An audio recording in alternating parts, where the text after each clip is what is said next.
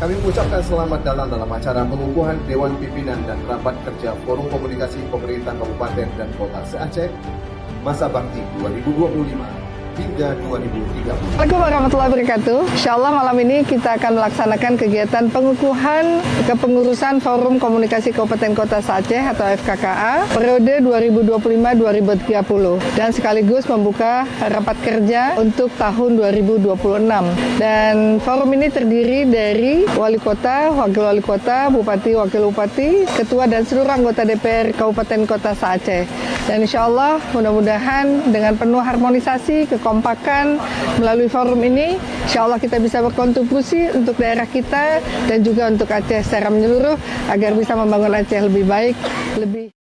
Pada hari ini, Rabu, tanggal 19 Agustus 2026, saya, Wakil Menteri Dalam Negeri Republik Indonesia, dengan resmi mengukuhkan saudara-saudari sebagai Dewan Pimpinan Forum Komunikasi Pemerintahan Kabupaten Kota se-Aceh.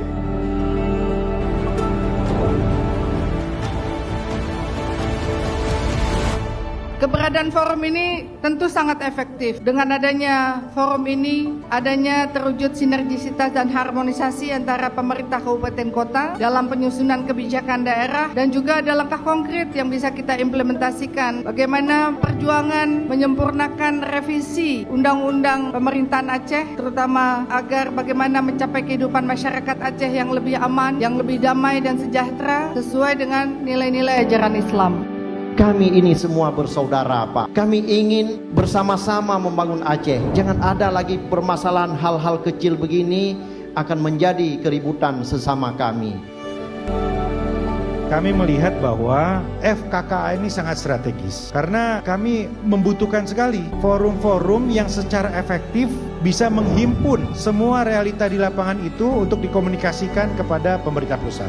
Kami ingin selalu mendengar kabar-kabar baik, cerita-cerita inspirasi, hal-hal yang luar biasa yang ada di Aceh yang disebarkan ke seluruh penjuru negeri untuk terus menginspirasi. Maka dengan ini rapat kerja FKKA tahun 2026 dinyatakan dibuka.